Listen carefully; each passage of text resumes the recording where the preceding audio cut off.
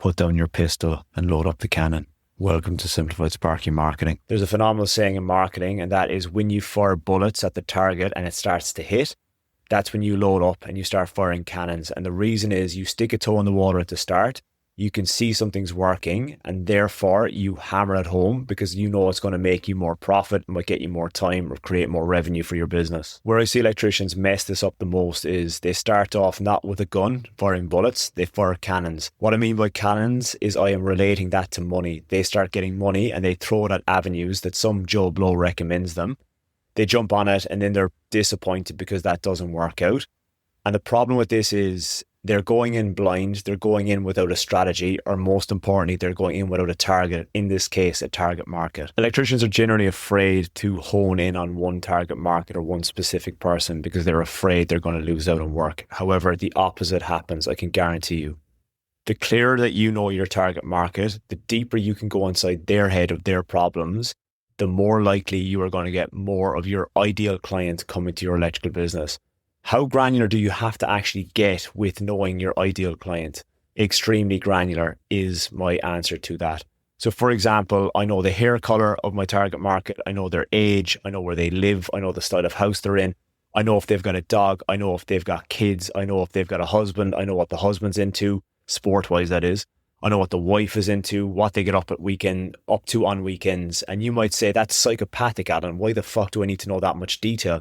Because when you know that much detail about your target market, you can solve their problems quicker than they can solve their problems. You know exactly where to find them. You know the kind of language and lingo that they speak. Let's say, for instance, it's a male and he's a golfer, and you know that your ideal client is a golfer. You can use that jargon, the golfing jargon, let's just say a birdie, hole-in-one, whatever. You could technically use that in your messaging, which is a completely different podcast, to target that individual because it will tweak their interest and get their attention. And this is why it's extremely important that you have one target market. Now, will this limit your work? Not necessarily, because by the time you've got all this in place with your target market, they will know, like, and trust you because you're speaking directly to them. As long as you've got your messaging hammered down, they will come to you for their electrical work. Where this is most evident and electricians go wrong is on their website and their socials. So they're giving real mixed messages of who they actually work for. So for example, electricians consistently have it on their website that we do everything, but they kind of state that they're experts at several different sectors. So they might say they're experts with industrial, commercial, domestic, service and maintenance. You cannot be a specialist in all of those. You can only be a specialist in one sector. You cannot go to a heart surgeon who's going to work on your knees as well. That shit just doesn't work.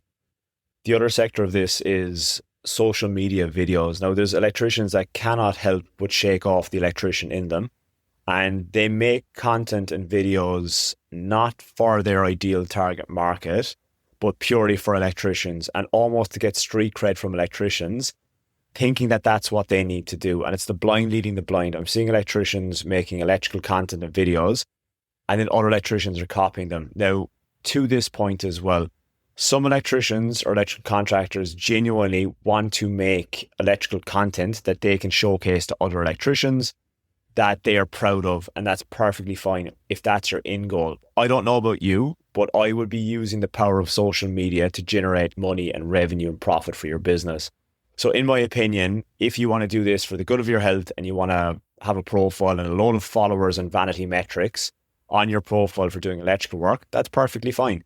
But I don't believe in likes, shares, vanity numbers.